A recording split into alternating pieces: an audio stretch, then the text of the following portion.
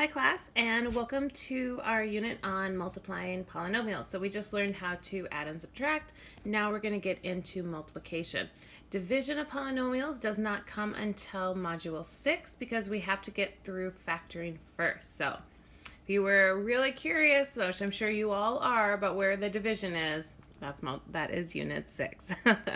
Okay, so when we're multiplying polynomials, it's really just a fancy way to say I am distributing. Okay, so remember we talked about distributing it back in module 1, which just means you are again just multiplying. Okay, so let's just do a little practice here with our multiplication, okay, or distributing. So I have 2x in front. I'm distributing that 2x to both terms. Again, that just means I'm multiplying. 2x times x, okay, that gives me 2x squared. Again, remember, you want to make sure you look at those rules of exponents videos before you watch anything with this one here and the next ones, as you have to know those exponent rules. Okay, 2 times negative 2 is negative 4. And that's it. Okay. Now let's go over here. So sometimes what they'll do is instead of putting it in front, they'll put it behind. Again, you're still going to do the same thing. I'm distributing to both terms. Negative 4x squared times 2x. Well, 2 times negative 4, that gives me negative 8. X times x squared, that is x cubed. Remember, when you are multiplying the same base, you add those exponents. Negative times a negative is a positive. 7 times 4 is 28. That doesn't have an x, so then we just bring that x squared over. Okay. Okay, so again, all we're doing is distributing or multiplying. So stuff from module 1, stuff from those exponents, they're all just coming together with it. Okay. So again, we have just one term. We're going to distribute it to all the terms in the parenthesis. Okay, so I have 6 times 4 is 24. A squared times a cubed, that is a to the 5th. Again, make sure you add those exponents. 6 times negative 9 is negative 54. A squared times a squared is a to the 4th. 6 times 10 is 60. A squared times a is a cubed. And 6a squared times negative 1 is just a negative 6a squared. Okay, one thing too, that is a nice way to check your work.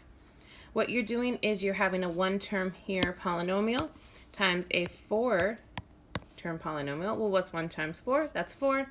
Again, you notice 4 terms. Okay, and that is before. You can only check that before if you want to check for any like terms to combine. And you can see as up here, it's the same thing. I had 1 times 2, 2. 2 times 1, which again is 2. So it's a nice way to check.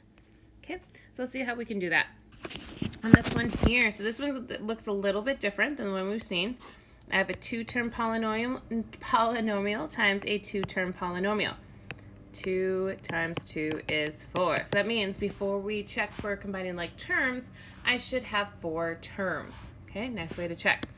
So what I do with this one is I can tell people we're used to seeing problems like this where we have 1 term in front and we distribute. You can think about it the same way. I'm going to pretend this negative 3 doesn't exist and I'm just going to distribute that x. Well, x times x is x squared. X times 3 is 3x. Okay, so I have distributed everything I can with that first term. Now I'm going to uncover that second term. So if you want now, cover up that first term, and I'm just distributing or multiplying that second term. Negative 3 times x is negative 3x, and negative 3 times positive 3 is a negative 9. So again, what I said before, you want to check. Well, I have 2 times 2 is 4. Do I have 4 terms before I combine? 1, 2, 3, 4.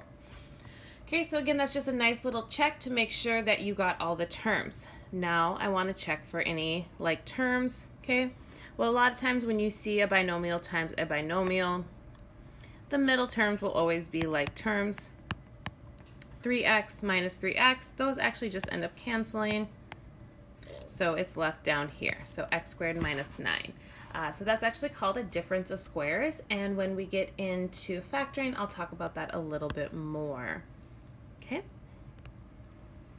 Let's go over here. Again, I see a binomial times a binomial, or 2 times 2. So we should have 4 terms before we combined. So again, if it helps, cover up that second term, distribute the first one, 2x times x, 2x squared.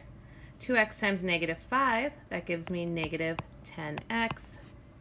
I did everything I can with that first term. Now I'm going to distribute the second term. 1 times x is 1x. And 1 times negative 5 is negative 5. Again, I have 4 terms, 1, 2, 3, 4, before I combine. Again, it's typically these middle terms when you're working with a 2 by 2. So I'm just bringing down this 2x squared. Negative 10 plus 1 is a negative 9. So we have negative 9x, and then that negative 5. Okay. Okay, so let's go ahead now and do this last one, which is a little bit longer. So this is a 2 by 3. So again, in my head, 2 times 3 is 6. So I should have 6 terms before I combine any like terms. Okay, so again, I'm just distributing this first term first. So 3a times 5a, that gives me 15a cubed. 3a times 2a, that's 6a squared. And 3a times negative 3 is going to give me negative 9a. Okay, so I did everything with that first term. Now I got to go ahead and do the second. I don't have room, so I'm going to keep writing. So 4 times 5a squared, that's 20a squared. 4 times 2a, 8a. And 4 times negative 3, which is negative 12. So again, if you look, I had 2 times 3, which is 6. I have 6 terms before I look to combine. So again, a nice way just to double check. Again, I like to just write my terms in descending order. There's only 1a cubed. Okay, and I'm going to cross it out because sometimes you do forget it. So I have 6a squared, 20a squared. That gives me 26a squared. Then I have negative 9 plus 8, which is negative 1a, or just negative a. And we only have one number, so we just bring it down. And that is my answer right there. Okay, so this is our first lesson with factoring.